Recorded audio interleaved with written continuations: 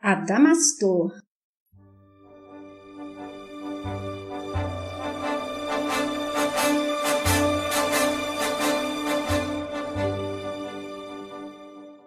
Ícaro redimido.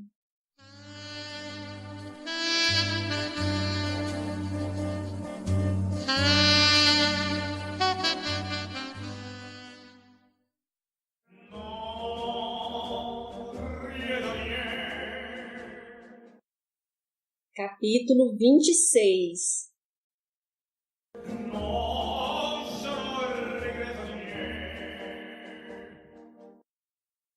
Sombras de um homem.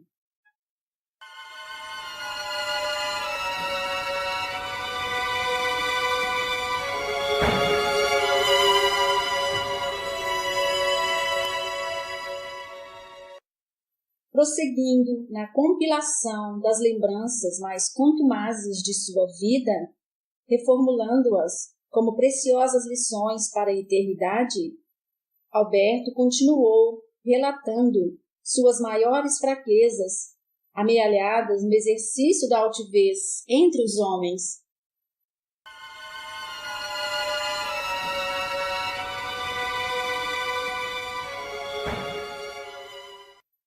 Sinto a culpa do orgulho que me conduziu em tantas ocasiões no desejo incontido de glórias, nas vaidades nunca satisfeitas.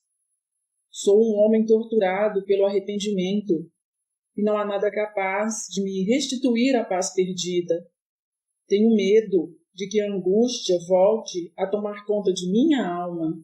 Ajudem-me, por Deus! Em qualquer momento é sempre possível alijar a opressão da autorrecriminação, mediante o desejo sincero e o empenho efetivo na reforma das condutas e sentimentos, impondo coercivos limites à vaidade e ao orgulho, as verdadeiras motivações que nos levam às contravenções e reais causas de nossos tormentos íntimos. E não ouvide, se a lei nos constrange às culpas, é porque nos pede com insistência solução para os enganos. Basta enfrentá-las com a mesma bravura com que você desafiava as alturas, porém munido da humildade que a consciência lhe suscita, e a paz lhe será companheira definitiva, meu amigo. Relate-nos os motivos de seus maiores tormentos, e juntos buscaremos o lenimento definitivo para acalmá-los.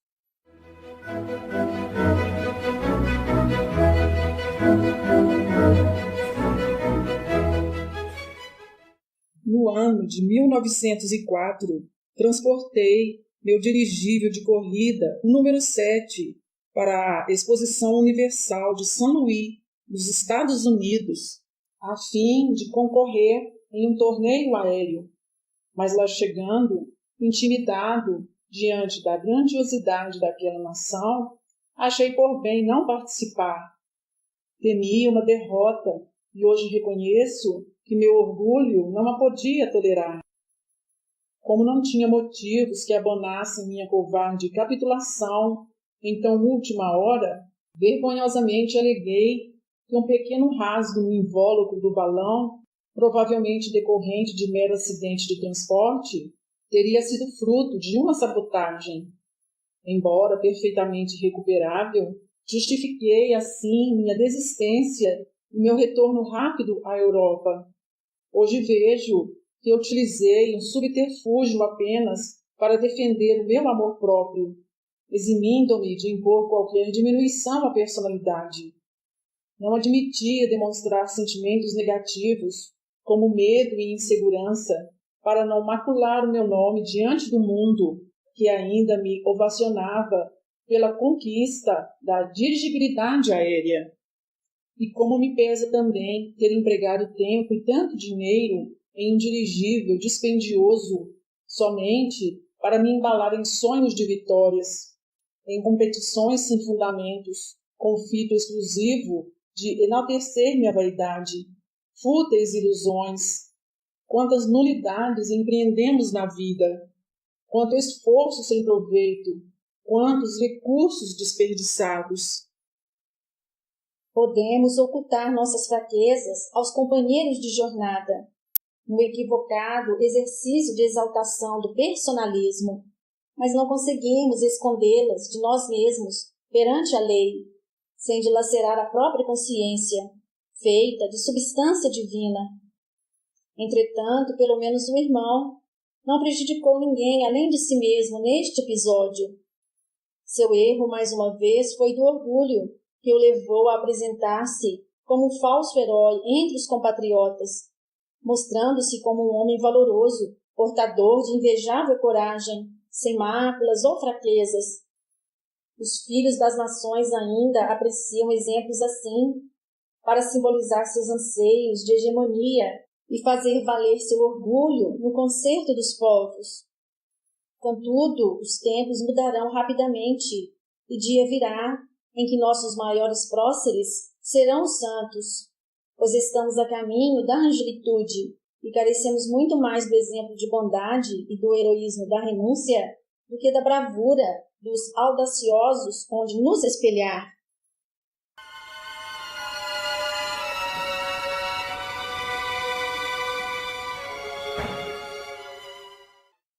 Sim, reconheço que me fiz um herói sem fazer jus a tal título, e minha pátria venera o meu humilde nome sem que eu o mereça.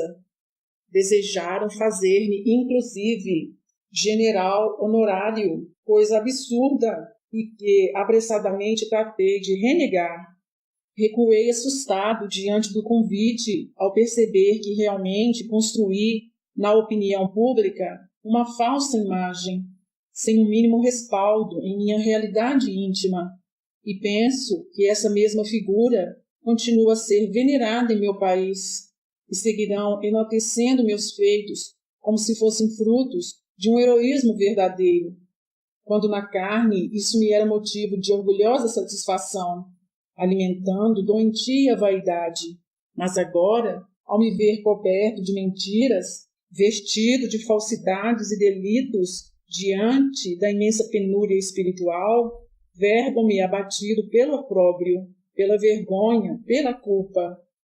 Ferido por essa imensa dor, não encontro paz em meu íntimo.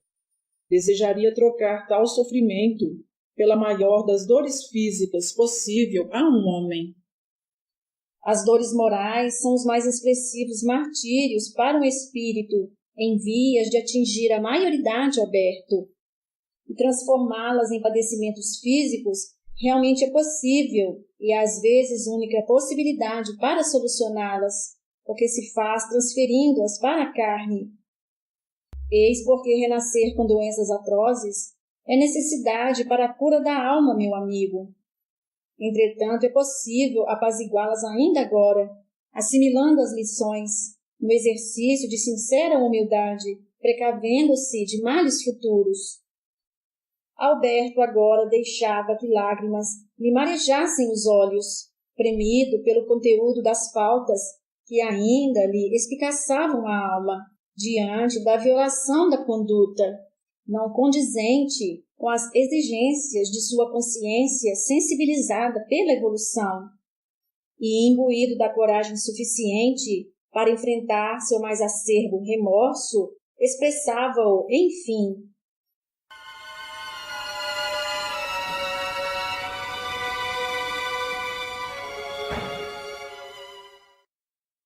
Por pouco não me deram o título de general. Que absurdo! Recordo-me que, pávido, escrevi sem demora ao Antônio, pedindo-lhe que interferisse junto ao presidente, evitando que seria um erro injustificável e mais um grande dissabor para mim. Esse título não somente era uma imerecida homenagem ao herói mentiroso que me fiz, mas, sobretudo, associaria meu nome à aviação de guerra. Isso se tornou o meu maior pesadelo, martirizando minha consciência de dores insuportáveis. O emprego do avião nas guerras, se antes me era motivo de pesar, converteu-se dessa data em diante em um verdadeiro suplício, dilacerando-me as fibras da alma. Devo confessar a enormidade de minha falta. Devo pedir perdão a Deus e aos homens.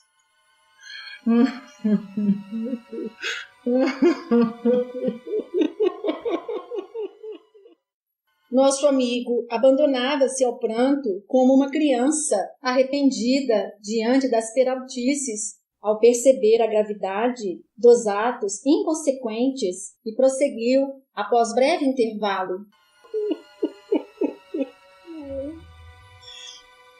Minha dor não foi somente por ver o aeroplano sendo empregado como a mais formidável arma de destruição já pretendida pelo homem do nosso século, mas justamente porque eu fui o responsável por isso. Quando me dei conta do grave erro e passei a combater com todas as minhas forças tal absurdo, não compreenderam minha atitude.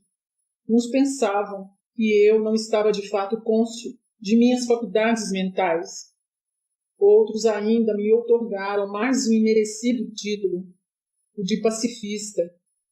Os mais achegados debochavam de mim, dizendo ser grande bobagem sofrer por uma questão que não me dizia respeito. Eu não detinha o direito do uso daquilo que não era meu, pois sequer era mais considerado seu inventor. Entretanto, ignoraram o que eu realmente fiz no passado. Não podiam ver os fundamentos de minha enorme culpa. Temos notícia dos fatos que gostaríamos que os relatasse para avaliarmos o real peso de sua responsabilidade neste grave acontecimento.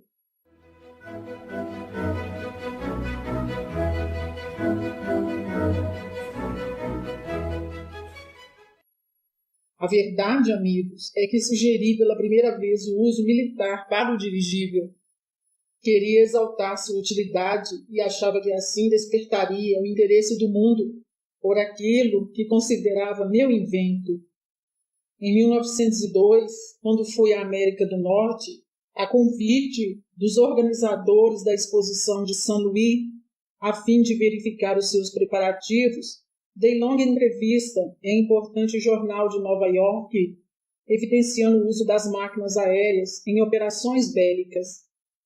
E o que foi mais grave nessa ocasião, em decorrência disso, fui chamado para uma reunião secreta com o presidente Roosevelt, onde discutimos, juntamente com altas patentes do Exército, da Marinha e o presidente da Liga Aérea das Américas, as enormes possibilidades das máquinas voadoras na guerra.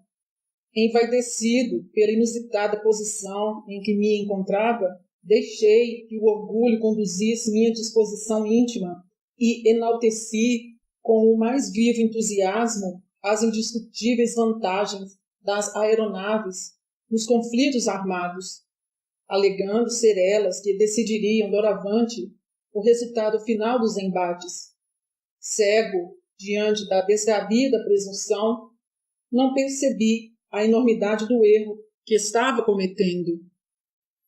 Movendo-nos à condolência diante de tão exacerbada dor, compreendíamos naquele instante que seu potencial autodestrutivo fora incrementado pela intenção de autopunição, contribuindo para lhe agravar a reverberação das forças hipopsíquicas. Ele se impusera, de fato, o maior dos castigos, por acreditar sinceramente ter causado grande malefício à humanidade.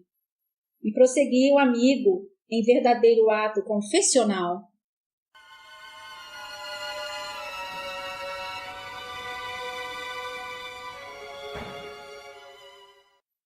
Daí em diante, fui dominado por essa errônea ideia. Em 1904, tive a pretensão de escrever um livro só para exaltar meus feitos, e nele cometi o erro de dedicar um capítulo inteiro às vantagens dos dirigíveis nas guerras. Convencido da excelência das minhas concepções, sugeria inclusive que seriam as únicas defesas contra os submarinos, pois não somente poderiam divisá-los do alto, como facilmente destruí-los com cargas explosivas. Felizmente o livro terminou por ser um fiasco de vendas, mas estava dito e não podia mais voltar atrás. Anos mais tarde, quando já havia dado conta da gravidade do fato, Convidaram-me para assumir uma cadeira na Academia de Letras de meu país, mas não podia dar-me ao luxo de aceitar, não somente por não me admitir com dotes de literato, mas, sobretudo, por renegar veementemente o que escrevera, não sendo merecedor de honra alguma por tal feito. Ressumando na face extremada consternação, prosseguiu, após breve intervalo.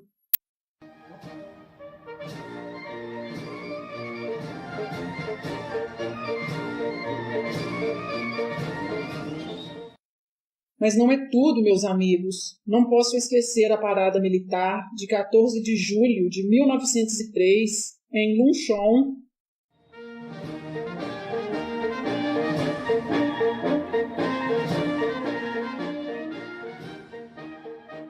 Outra imensa infelicidade.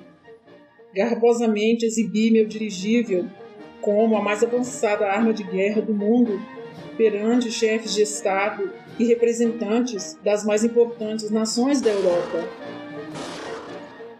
E ainda executei uma salva de 21 tiros. Depois do meu desfile, os jornais da Europa passaram a discutir esta nova possibilidade, admirados diante da realidade que todos agora podiam antever. O general André enviou oficiais do exército à minha oficina em Neuilly, visando a construção de um poderoso dirigível para uso exclusivamente bélico, o Patrie, e infelizmente eu participei ativamente dos planos desta primeira aeronave de guerra que se manteve sob sigilo militar.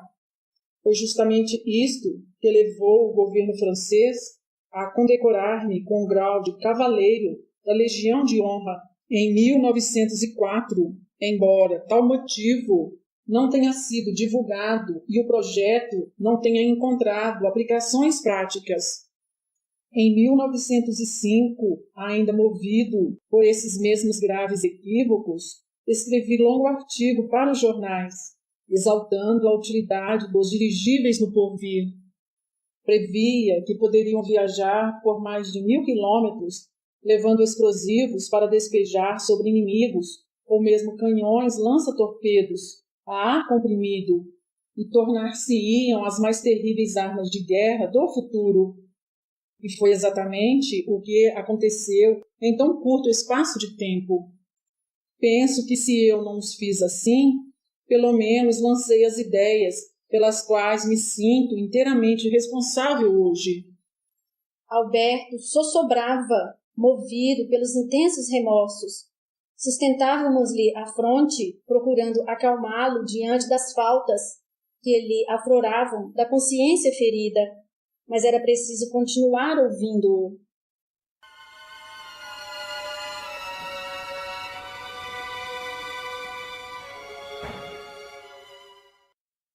Não guardo a menor dúvida, contribuí decisivamente para que a guerra aérea se tornasse uma realidade.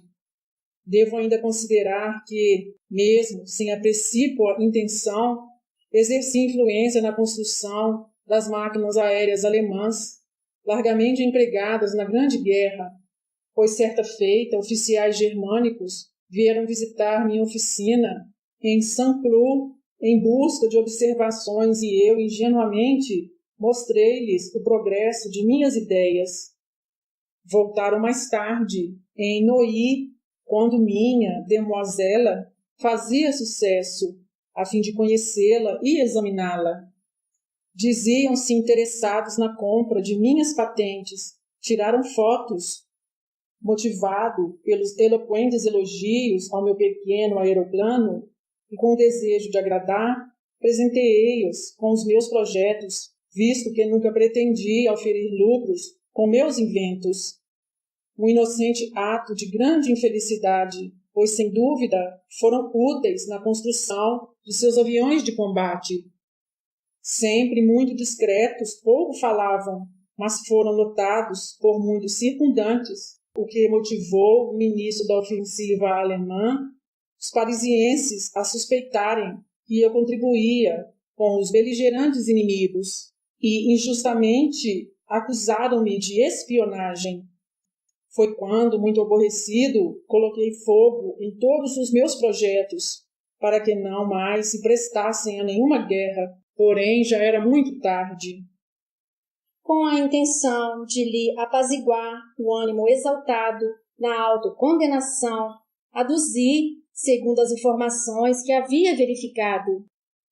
Temos notícias de que, pelo menos, o mundo espiritual vê algo de positivo em sua participação nesse doloso episódio. É bem possível que seu nome ainda seja evocado para homenagear as forças aéreas de combate, o que lhe seria um grande pesar, mas sua veemência em negar tal associação e seu empenho em obstaculizar o uso do avião na guerra certamente serão lembrados como um estímulo para que a concórdia se estabeleça entre os povos. Através dessa atitude, você conquistou importantes méritos espirituais. Guarde esta certeza. Caminhando, contudo, para o desespero, o inditoso companheiro não mais me ouvia, prosseguindo.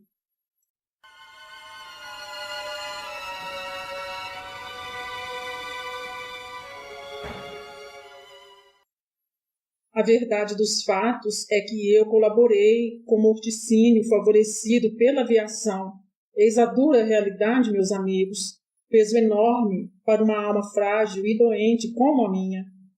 Quanta destruição, quantas mortes não se deveram aos tristes bombardeios. Em uma tentativa de apaziguar minha consciência, cheguei a enviar carta à Liga das Nações, pedindo a interdição do avião como arma de guerra e sugeri um concurso de redação entre os jovens, premiando o melhor trabalho sobre o assunto. Foram providências tardias e inúteis, a que ninguém deu ouvidos e que não me aliviaram a consciência oprimida pelos equívocos. Não há dor maior para um homem. Pobre de mim, que mereço os mais terríveis castigos de Deus. Acalme-se, amigo. Deus não nos aniquila pelos erros, mas nos dá sempre oportunidades para corrigi-los. Refugie-se nas orações e juntos iremos buscar soluções para lhe apaziguar a consciência ferida. Nosso amigo, entretanto, não detinha mais condições de confabulação. O pranto incoercível tomava conta de seus sentimentos, restando-nos o silêncio da prece diante das pungentes comoções vertidas de suas lembranças. Cientes de que o choro esvazia a alma dos seus pesares, era conveniente deixá-lo entregue a si mesmo, aguardando que as feridas emocionais abertas entrassem em processo de cicatrização, a fim de prosseguir nosso auxílio terapêutico. Adelaide, novamente compadecida diante das cruciantes dores conscienciais expostas pelo companheiro, questionou-me na primeira oportunidade.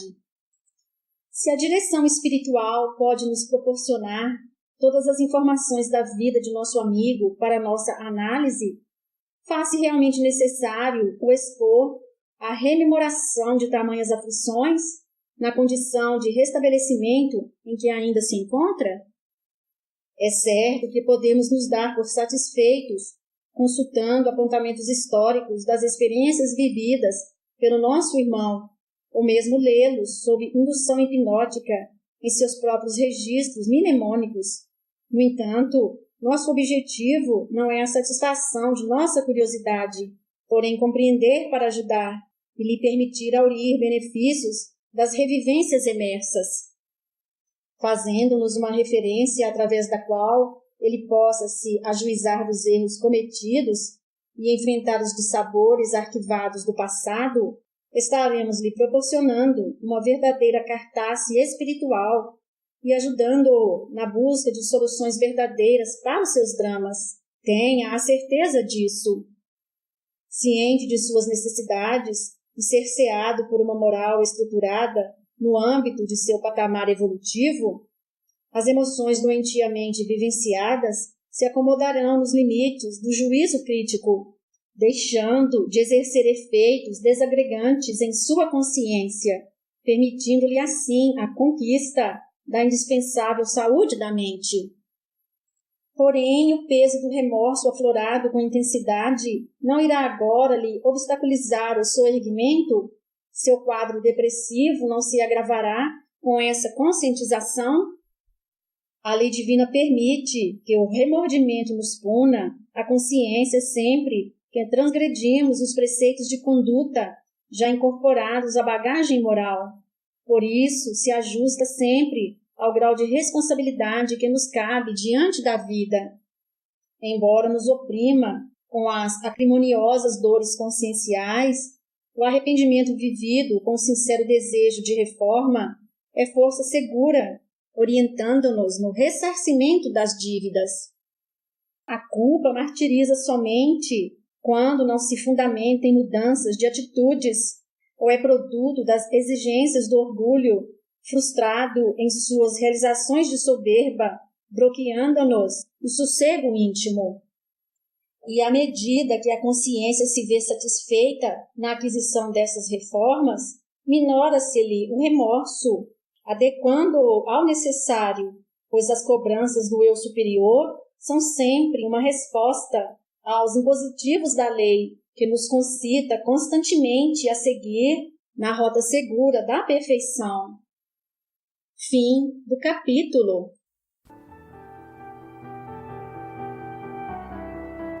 E ele lhes propôs esta parábola, dizendo: Que homem dentre vós, tendo 100 ovelhas e perdendo uma delas, não deixa no deserto as 99 e vai após a perdida, até que venha a achá-la? E achando-a, a põe sobre os seus ombros jubiloso. E chegando a casa, convoca os amigos e vizinhos, dizendo-lhes: Alegrai-vos comigo, porque já achei a minha ovelha perdida. Digo-vos que assim haverá mais alegria no céu por um pecador que se arrepende do que por 99 justos que não necessitam de arrependimento. Lucas 15, versículos de 3 a 7.